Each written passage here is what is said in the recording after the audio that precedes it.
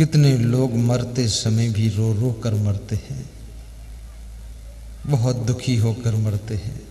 और कितने लोग तो जिंदगी भर रोते रहते हैं।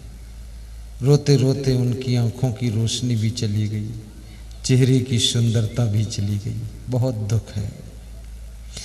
सब दुखों को उठा करके पी जाइए। 14 जनवरी को मकर संक्रांति का पर्व होता है और मकर संक्रांति के त्योहार के दिन खिचड़ी बनाकर खाई जाती है। कि हमारे भारत देश में किसी किसी क्षेत्र में इस पर्व का विशेष महत्व है और किसी किसी प्रदेश में मध्यम महत्व है। उत्तर प्रदेश में 14 जनवरी मकर संक्रांति खिचड़ी खाने का पर्व धामधूम से मनाया जाता है। गुजरात में भी मनाया जाता है, मध्य प्रदेश में मध्यम मनाया जाता है। तो उत्तर प्रदेश की कहानी है। मकर संक्रांति का पर्व था। वहाँ नियम है कि नाना नानी के घर जो बेटी का बेटा होता है, नाती, वो खिचड़ी खाने जाता है। तो नानी उसको खिचड़ी खिलाती है और नानी चलते समय अपने नाती को कुछ दक्षिणा भी देती है। दक्षिणा बहुत बड़ी चीज है। दक्षिणा एक सम्मान है, दक्षिणा एक व्यवस्था है, दक्षिणा एक सिस्टम है, दक्षिणा एक आदर है। तो नाती खिचड़ी खाने गया। दुख की कहानी है, खिचड़ी से लेना देना नहीं मेरे को। तो नानी बहुत चालाक थी। उसने नाती की थाली में खिचड़ी परोस दी और बाल्टी लेकर के कुएं पर पानी भरने चली गई और 10 मिनट तक लौट कर नहीं आई। इसलिए नहीं आई कि 10 मिनट में देरी करूं ताकि मेरा नाती तब तक खिचड़ी खाकर फाइनल कर दे। यदि बीच में जाऊंगी तो शायद घी मांग ले तो देना पड़ेगा। तो नानी घी नहीं देना चाहती थी। नानी चालाक थी। करीब करीब सभी नानी चालाक बहुत होती है। प्रेम तो नाती से बहुत करती है, उसके सिर पे हाथ रखेगी, गाल चूम लोगी, मेरा लाल है आ हा, लेकिन देगी कौड़ी नहीं। बस जाओ। बहुत चालाक नानी। पर चालाक नानी के ब्लड ग्रुप से पैदा हुआ नाती भी कोई कम चालाक थोड़े होता है, क्योंकि वो भी उसी जीन्स से आया है। तो नाती ने 5 मिनट इंतजार किया, 10 मिनट इंतजार किया कि नानी आती होगी, नानी आती होगी तो घी डालेगी। और बिना घी की खिचड़ी खाने में अच्छी नहीं लगती है, गले में बैठ जाती है, आगे बढ़ती ही नहीं। और घी हो थोड़ा फिसल के आगे चली जाती है। जैसे बिना घी की बाटी नहीं उतरे घाटी। हाँ। और मध्य प्रदेश में बाटी का बड़ा महत्व है। आज मेरे पास में एक सज्जन आए, बोले हम आपको बहुत खिलाने की इच्छा है, मेरे घर आओ। क्या नाम था? तो मैंने कहा मत खिलाओ, बहुत देर हो जाती खाने में। बोले नहीं नहीं बहुत मन है। तो हमने कहा कि आज रहने दो, फिर कल खिला देना। तो बोले कल नहीं, आज ही खिलाऊंगा। तो मैंने कहा देर हो जाएगी। बोले कहीं जाना है? हमने कहा जाना नहीं, सोना है। मुझे सोने की फिक्र बहुत रहती है और मैं सोने में बड़ा खिलाड़ी आदमी हूँ, बहुत फट से सोता हूँ। और जो सोने में होशियार है, सोने मतलब सोना चांदी नहीं, नींद लेने में जो बहुत खिलाड़ी है, उस व्यक्ति की स्मरण शक्ति बहुत अच्छी रहती है। फट से गहरी नींद सो जाना और झट से जाग जाना और खट से अपना काम शुरू कर देना, वो व्यक्ति बहुत बुद्धिमान हो जाता है। कितने लोग सोते ही नहीं हैं, रात भर सोचते हैं। उनकी पत्नी कहती है सोए कि नहीं सोए? बोले मैं तो सो गया था, तू बोली तो आंख खुल गई। झूठा पति भी है, इज्जत बचाने के लिए बोलता है। अगर तू सोया है तो तेरी पत्नी बोलेगी तो तू सुनेगा कैसे, आंख कैसे खुलेगी? और तूने सुना है इसका मतलब तू सो ही नहीं रहता, तभी तो सुना है। वास्तव में बहुत ताकतवर भोजन भी रोज नहीं खाना चाहिए, और जिसका गले का काम है उसको घी और तेल का प्रयोग बहुत कम करना चाहिए, और जिसको प्रवचन देने का कार्य है उसको अपने गले को बहुत संभाल कर रखना चाहिए। मीठा खाइए, उसके बाद पानी मत पीजिए। बेसन की चीज़ भजिया खाइए, उसके बाद आधा घंटे पानी मत पीजिए। भोजन खाइए, 45 मिनट पानी मत पीजिए। आपका गला कोयल जैसा सुरीला बना रहेगा, और जब गाओगे और बोलोगे, स्पीच दोगे तो ऐसा लगेगा कि वाणी में अमृत बरस रहा है। तेरी वाणी में अमृत भरा है। गाया करो थोड़ा थोड़ा। श्री दीपक जोशी से भी मैं कहूंगा, जब कहीं भाषण दिया करो तो हर 10 मिनट बाद गाया भी करो।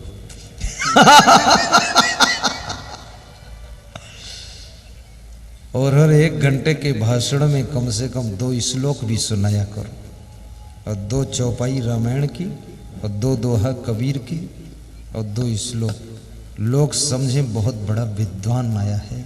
विद्वान उद्वान कुछ नहीं, रट लिया है।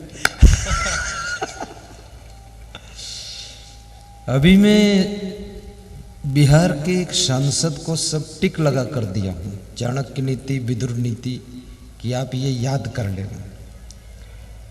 तो बोला गुरुदेव याद करने का टाइम नहीं है, और याद भी नहीं होता, छुट्टी नहीं है। तो मैंने उनको गाड़ी में याद कराया, सत्संगः स्वर्गवासः। हमने कहा आज ये बोल देना स्पीच में। तो उसने याद कर लिया और स्पीच में बोला कि सत्संगः स्वर्गवासः, सत्संग में स्वर्ग का निवास रहता है, और जो सत्संग में रहता है उसके भीतर भी स्वर्ग निवास करता है। ये बोल दिया। तो जनता के लोग सोचे कि अरे ये श्लोक कभी नहीं बोलता था, पहली बार बोल। ये आपके भाषण का, आपके प्रवचन का श्रृंगार है। श्लोक, चौपाई, दोहा श्रृंगार है। कोई स्त्री है यदि वो श्रृंगार न करे तो बहुत बदरूप लगती है। पुरुष श्रृंगार न करे तो भी थोड़ा ठीक लगता है, लेकिन स्त्री अगर इतने श्रृंगार न करे, इतना ठीक ठाक कपड़ा ना पहने, बाल ना सेट करे, कान में कुंडल, नाक में नथनी, हाथ में चूड़ी, पाँव में पायल, कड़ा छड़ा, झांझड़ा, हाथ कड़ा सारा लगा के छम छम छम, तब जा करके ढम ढम होता। ये तो बहुत, ऐसे भाषण को भी श्रृंगार देना पड़ता है, प्रवचन को भी। तो तेरी वाणी में अमृत भरा है, वो जमाने में मिलता नहीं है। दोहराना, गाइए। तेरी वाणी में अमृत भरा है, वो जमाने में मिलता नहीं है। तेरी नजरों,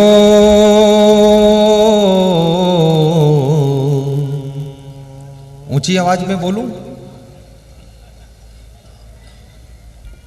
अरे तेरी नजरों में जादू भरा है,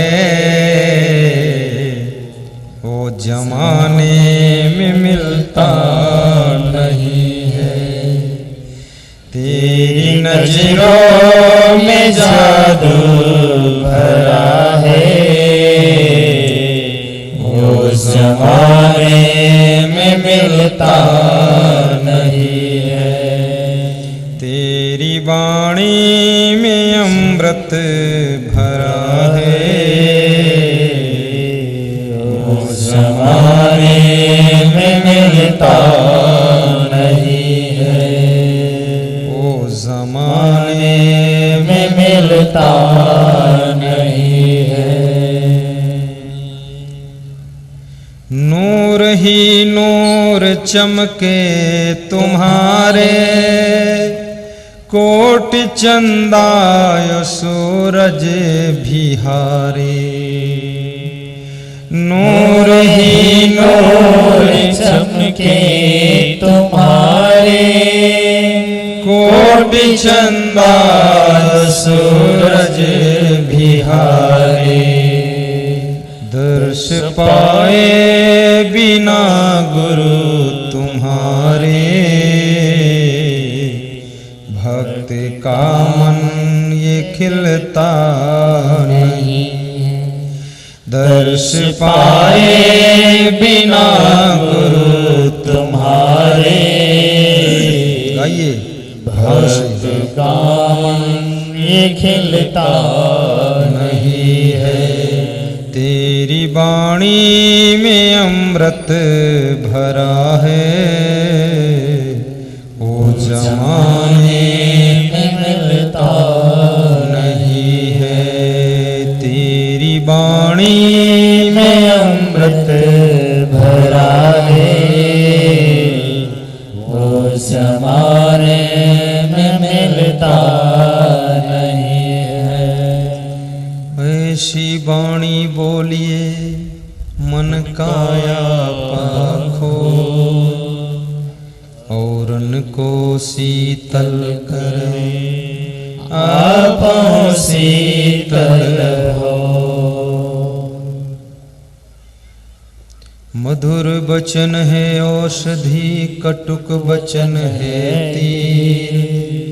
श्रवण द्वार हुए संचरे, साल सकल शरीर। शब्द सम्हारे बोलिए, शब्द के हाथ न पाओ। एक शब्द औषधि करे, एक शब्द करे। शब्द मारा गिर परा, शब्द छाड़ा राज। जिन जिन शब्द विवेक किया, तिनका सही का। बड़ा हुआ तो क्या हुआ, बोले नाही विचार। हते पराई आत्मा, जीव बांधी तलवार। बड़ा हुआ तो क्या हुआ, जैसे पेड़ खजूर। पंथी को छाया नहीं, फल लागे अति दूर।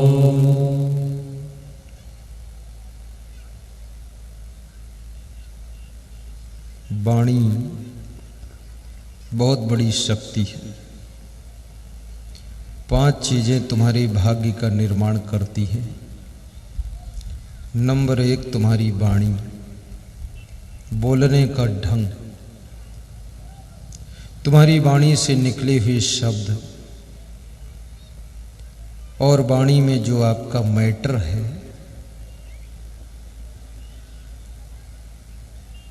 और वाणी की जो मिठास है, ये आपके भाग्य की रचना करती है। ये जो वाणी से तुम गाली देते हो, संभल कर नहीं बोलते हो, इससे आपका ग्राफ गिरता है। बोलने में तुम स्वतंत्र हो, लेकिन बोलने के बाद जो तुम्हारी वाणी का परिणाम है, उसको भोगने में परतंत्र हो। द्रौपदी ने कहा था कि अंधे के अंधे ही होते हैं, कह तो दिया था, लेकिन कहने के बाद द्रौपदी को ये पता नहीं था, ये मेरे शब्द कितने वर्ष के बाद रिजल्ट लेकर आएगी। बचपन की बोली हुई बात जवानी में प्रभावित करती है आकर के। आज मुंह से निकले हुए शब्द 1 महीने के बाद रिजल्ट लेकर आते हैं। इसलिए कहते हैं जहां बोलने से डिस्टर्ब होने वाला हो तो वहां चुप रहना चाहिए, और जहां चुप रहने से गड़बड़ होने वाला है तो वहां बोलना भी चाहिए, और जहां बोलने से फायदा होने वाला है वहां तो प्रेम से बोल देना चाहिए, और जहां बोलने से कुछ लोग कहने वाले हैं कि मत बोलो चुप रहो, तो वहां पहले से ही चुप रहना चाहिए। संभलो। दूसरी चीज तुम्हारे भाग्य की रचना करती है तुम्हारा स्वभाव। भाग्य को भगवान नहीं बनाता है, भाग्य की रचना तुम्हारे स्वभाव से होती है, जिसको इंग्लिश में नेचर कहते हैं। अपने नेचर को सुधारो। मिलनसार स्वभाव होना चाहिए, स्वभाव में नम्रता होना चाहिए, स्वभाव में सरलता भी होना चाहिए, और स्वभाव में आकर्षण भी होना चाहिए। स्वभाव खुशमिजाज होना चाहिए। कितने लोगों का ऐसा स्वभाव है, दुकान पर जब बैठते हैं तो ग्राहक देखता है उनको तो ऐसे लगता है कि कोई मुर्दा दफना कराया है बैठा है, बड़ा मरा मराया चेहरा। दुकानदार का चेहरा खिला हुआ होना चाहिए, तभी ग्राहक आकर्षित होकर आएगा। खाम खां खुश रहा करो, मुस्कराते रहा करो, बिना जरूरत हंसना सीखो, फालतू में मुस्कराना सीखो, और ऐसे लगे कि इनसे ज़्यादा सुखी कोई और है ही नहीं। लोग खींचते चले आएंगे, सामान खूब बिकेगा, रात को 20,000 प्रॉफिट लेकर घर जाओगे तो पत्नी भी मुस्कुराती हुई सो जाएगी। दुकान पर मुंह ऐंठ कर मत बैठा करो। कितने लोग जब प्रवचन देते हैं, बहुत से साधुओं को मैंने देखा तो उनका चेहरा बिगड़ता चला जाता है, बहुत सीरियस, और ऐसा मुंह बनाते हैं कि देखने वाले भी घबरा जाते हैं कि भूत भावन बैठा है। सरल चेहरा रखो, और स्वभाव का प्रभाव बहुत गहरा होता है। राजनीतिक क्षेत्र हो या डॉक्टर की जिंदगी हो या साधु की लाइफ हो या दुकानदार का सिस्टम हो, लेकिन ये स्वभाव पर बहुत डिपेंड करता है। साधु जो स्वभाव सुंदर है उसके पास लोग बैठना चाहते हैं। कितनी बहुएं जब ससुराल आती हैं तो 1 साल तक स्वभाव उनका ऐसे सुंदर रहता है, ऐसे बोलती जैसे बिल्ली बोलती म्याऊं, और 1 साल के बाद सासू से ऐसे बोलती, कहती तुमको खाऊं। सासू बेहोश गिरती है, अरे राम, मैं तो सोचा बिल्ली है, ये तो शेरनी प्रकट हो गई। स्वभाव बदल गया। शादी से पहले जब लड़का लड़की को देखने जाता है या लड़की लड़के को देखती है तो लड़के और लड़की दोनों ऐसा सुंदर स्वभाव बनाकर खड़े होते, लगता है इंद्रलोक से इंद्र परी आई। और शादी हो गई तब पता चला कि ये कहां से आई है, तब मालूम हो ये लंका से सुपर्णखा आई है। बहुत खतरनाक स्वभाव है।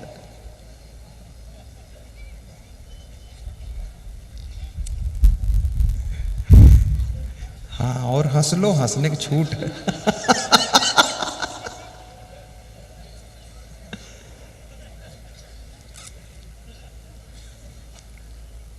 इतना सुंदर स्वभाव बनाइए, घर में एक व्यक्ति का सुंदर स्वभाव हो तो पूरे घर को आनंद आता है। सास ससुर पति पत्नी बेटा बेटी सब खुश हो जाते हैं। चिड़चिड़ा स्वभाव मत बनने दीजिए। ये चिड़चिड़ा स्वभाव छोटी छोटी बात में नाराज होने का स्वभाव, जरा भी गम न खा पाना। जिसको बहुत आगे जाना है, ज्यादा ऊंचाई को छूना है, आप 50 किलो वजन लेकर के पहाड़ की चढ़ाई चढ़ रहे हैं। आपको लगा कि थोड़ा वजन ज्यादा है तो 10 किलो की गठरी नीचे रख दिया, थोड़ा और चढ़े तो और 10 किलो उतारा, थोड़ा और चढ़े और 10 किलो उतारा। जितना ज्यादा ऊंचे चढ़ते जाते हो, वजन कम करते जाते हो, अंत में एवरेस्ट की चोटी पर जब तुमको पहुंचना होता है तो सारा वजन नीचे गिरा देते हो और अकेले चढ़कर तुम खड़े हो जाते हो, झंडा गाड़ देते हो, तब तुमको तेन सिंह कहा जाता है। तो ये जो 10-10 किलो की काम क्रोध लोभ मोह अहंकार ईर्ष्या द्वेष की गठरियां लाद करके तुम आगे बढ़ रहे हो, ऊंचे चढ़ रहे हो, इन गठरियों को थोड़ा हल्का करो, नीचे उतारो। सन्यच्छति यो बेगम उत्थितम क्रोधम हर्षयो साश्रियो भाजनम राजन यश्च आपत सुना मोह्यति। विदुर जी कहते हैं कि हे धृतराष्ट्र, जो अपने भीतर हर्ष और क्रोध के वेग को नियंत्रण करने में समर्थ हो जाता है। कभी कभी खुशियों का भी वेग उठता है आपके अंदर, कोई खुशी का समाचार, वो खुशी संभाल नहीं पाते और उस खुशी में तुम जो बात नहीं बतानी चाहिए थी लोगों को बता देते हो, भविष्य में बाधा आ जाती है। और कभी कभी क्रोध में जो नहीं बोलना चाहिए था वो तुम बोल जाते हो तो बाधा आ जाती है। चाहे पॉलिटिकल फील्ड हो, चाहे सोशल फील्ड हो और चाहे साधना की लाइन हो, लेकिन क्रोध में बोले गए शब्द मनुष्य को राज्य और लक्ष्मी से वंचित कर देते हैं।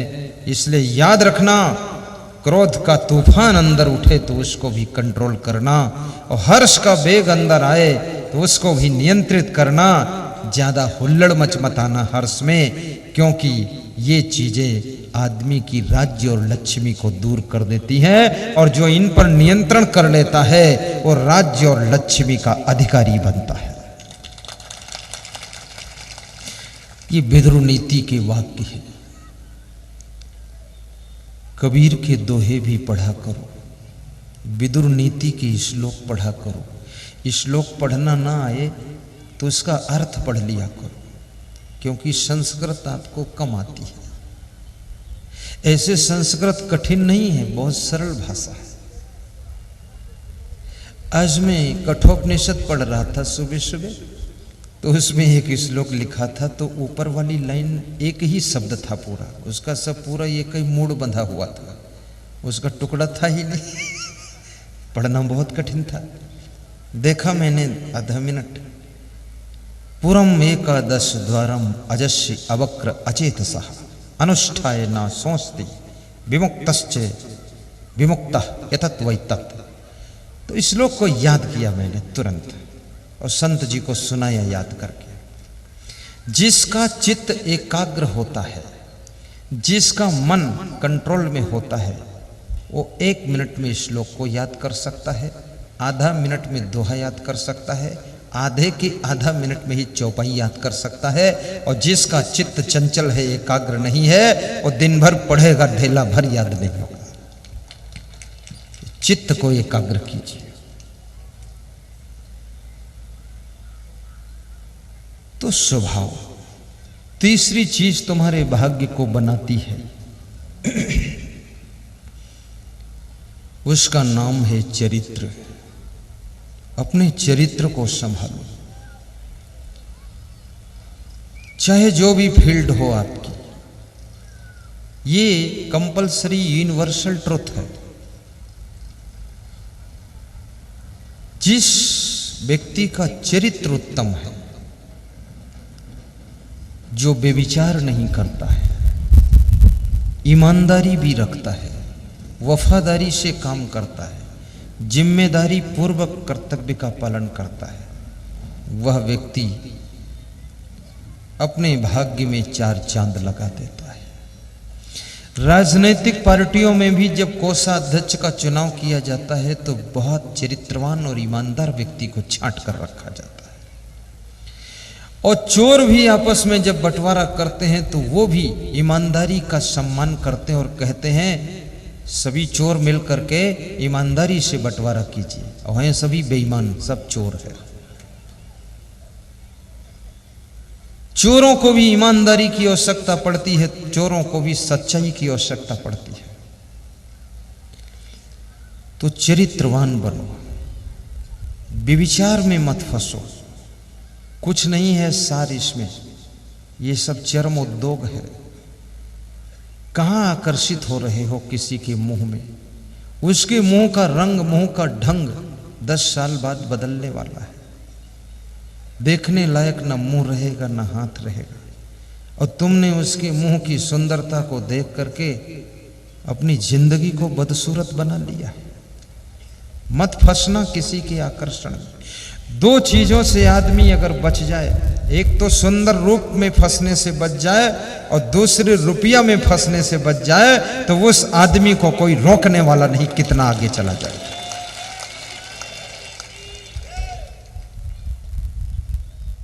कहीं फंसना ही नहीं है। जिंदगी में ऐसे जीना है जैसे जल में कमल रहता है। रहता तो जल में है, पर जल से भी फूल उसका बिलग रहता है। ऐसे इस माया मोह के संसार में तो रहोगे, लेकिन माया मोह में लिप्त नहीं होना है, तो समझ लो तुम्हारी जिंदगी कमल जैसी हो गई।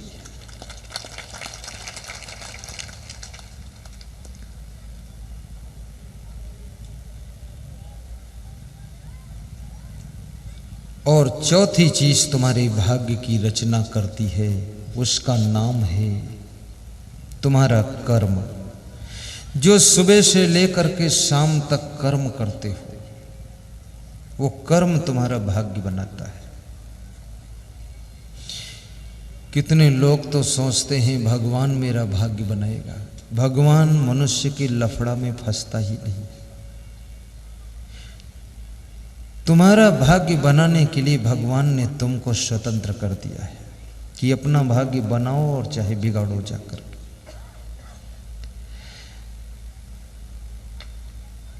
सुबह से लेकर शाम तक जो तुम कर्म करते हो, वो कर्म भविष्य में भाग्य बनकर आता है। और कर्म करने में तुम स्वतंत्र हो।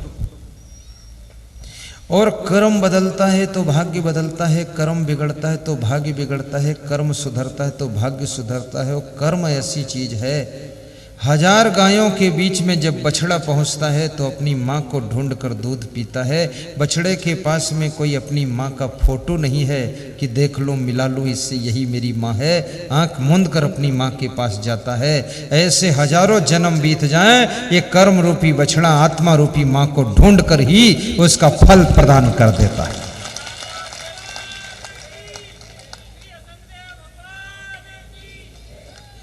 ये कर्म साधारण चीज नहीं।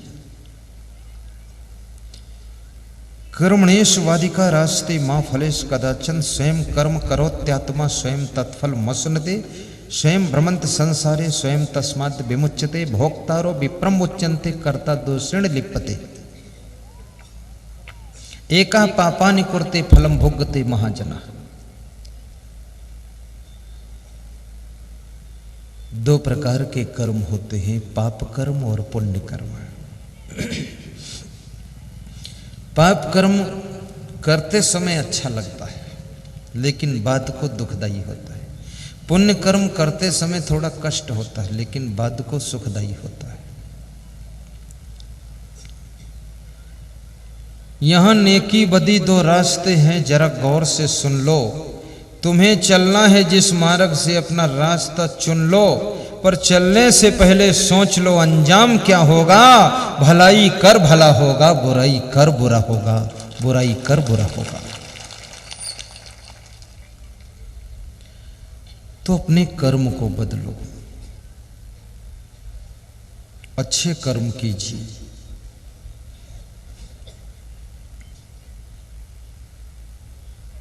और पांचवी चीज, तुम्हारे भाग्य की रचना करने वाली कौन है? कितनी बातें बताए मैंने, वाणी, स्वभाव और चरित्र और कर्म और क्या? पांचवी क्या चीज है?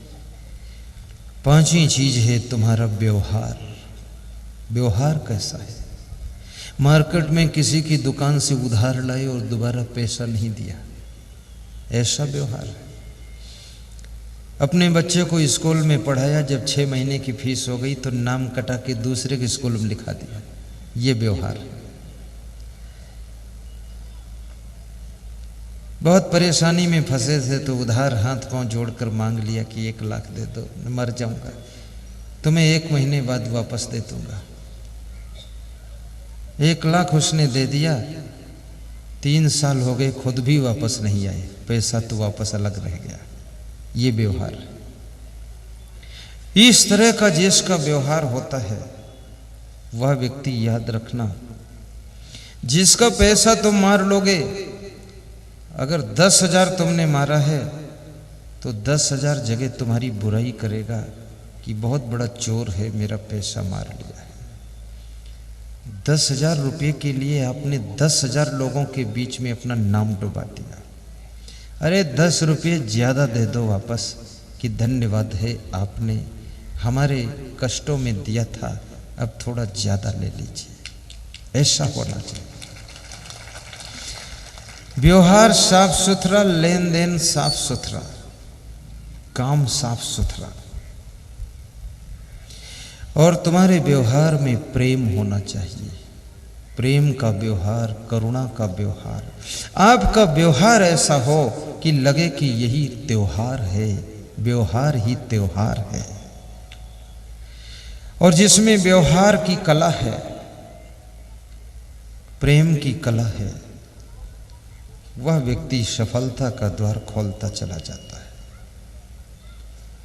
सबसे हंस करके मिलिए, हाथ मिलाइए, गला मिलाइए, प्रेम कीजिए।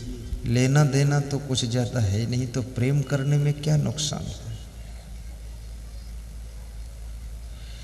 मैं दुबई में गया तो वहां बहुत लोगों से मैंने प्रेम किया, जो आ गया उसी को फटाफट फटाफट, तो 2-3 देश वहां से और जुड़ गए हमसे। कभी अपने को स्वयं बड़ा नहीं समझना चाहिए और दूसरों को छोटा नहीं समझना चाहिए, क्योंकि कपड़ा जब फट जाता है तो तलवार नहीं सिल सकती है, छोटी सुई ही उसको सिल करके ठीक कर सकती है। इसलिए छोटे आदमी भी महत्वपूर्ण होते हैं, और छोटे लोगों के कारण ही तुम बड़े बन गए हो। अगर शिष्य ना होता तो तुमको गुरु जी कौन कहता, और बेटा ना होता तो बाप कौन कहता, और अगर बहू ना होती तो सासू जी कौन कहती। और याद रखना मेरे भाइयों बहनों, यदि ये जनता ना होती तो तुमको मंत्री जी कौन कहता। जोर से ताली बजाना चाहिए।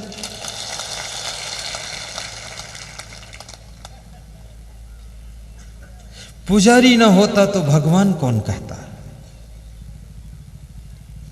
जिन मंदिरों में पुजारी नहीं वहां खंडहर हो गया। राजस्थान के लोगों ने गुजरात और महाराष्ट्र के लोगों को देख करके मंदिर बनाए हैं, लेकिन राजस्थान के मंदिरों की अक्सर दशा खराब है, क्योंकि मंदिर तो बना दिया जोड़ गांठ करके, और मंदिर में पुजारी नहीं रखा, और पुजारी रख दिया तो उसको 1 रुपया नहीं दिया, तो पुजारी भाग गया। फिर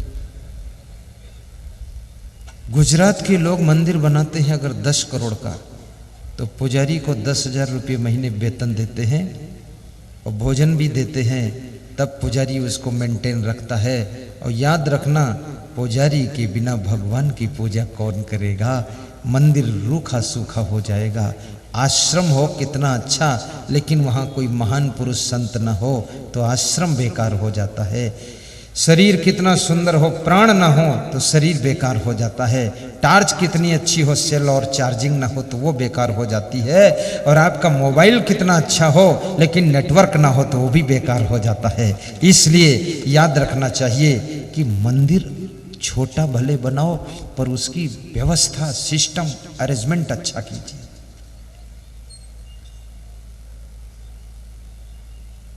घर भी छोटा बनाओ लेकिन सुंदर बनाओ, ठीक ठाक बनाओ।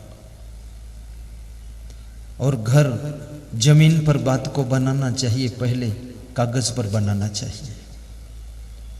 कागज पर सब लिखिए आपकी रिक्वायरमेंट क्या है। उल्टा पलटा बना रहे हो, जहां सबको बैठना है वहां बाथरूम का दरवाजा मत दीजिए, नहीं तो हर आदमी खोलता रहेगा, चूं चूं दरवाजा करेगा, बैठने वालों को डिस्टर्ब होगा। और जहां सभी लोग बैठकर बात करते वहां बाथरूम का दरवाजा बनाओगे, किसी को लेटरिन जाना उसको शर्म लगेगी, कैसे जाऊं? ये सब ध्यान रखना चाहिए। कोई तरफ से चोर के घुसने की गुंजाइश ना हो, सब जगह पाबंदी होना चाहिए। हवा आने का रास्ता हो, कहीं बिजली फेल हो जाए, कोई गड़बड़ हो जाए, दम घुट जाएगा अंदर। और घर सुंदर भी हो, सुविधाजनक भी हो और सुरक्षित भी हो। घर के अंदर सोने के बाद ये चिंता न रहे कि इधर से कोई घुस जाएगा। सुरक्षित, सुविधाजनक और सुंदर, ये 3 बातें घर में ध्यान रखा करो। घर के पीछे भी जगह थोड़ा छोड़ा करो और घर के पीछे सारी गाड़ियां और गौएं, जानवर पीछे सिस्टम रखा करो। घर के सामने कूड़ा कबाड़ मत इकट्ठा करो। 50 लाख का घर बनाया और घर के सामने भैंस बांध दिया, वो गोबर कचकच मचा रखी, शोभा बिगाड़ दी। उसके सामने इतना कबाड़ खाना, लोहा लंगड़ डाल दिया, घर के सामने कोई मेहमान आए तो बदसूरत लगता है। ये सब पीछे डालो जाकर के। और पीछे ये सारा सिस्टम होगा तो आपके घर की महिलाएं भी गाय माता की सेवा कर सकेंगी। और द्वार पर तुम बैठे हो, मेहमानों से गप्पा मार रहे हो, गाय भूखी प्यासी बंधी, औरतें आ नहीं सकती, ये लफड़ा फंसा के रखा। चतुराई सीखो। और ये बातें सत्संग में बताऊं तो लोग कहेंगे प्रपंच सुनाते, प्रवचन नहीं सुनाते। और मैं ना बताऊं तो हर घर में उल्टा पलटा करते, तो मैं क्या करूं? इसलिए कभी कभी ये भी बताना पड़ता हमको।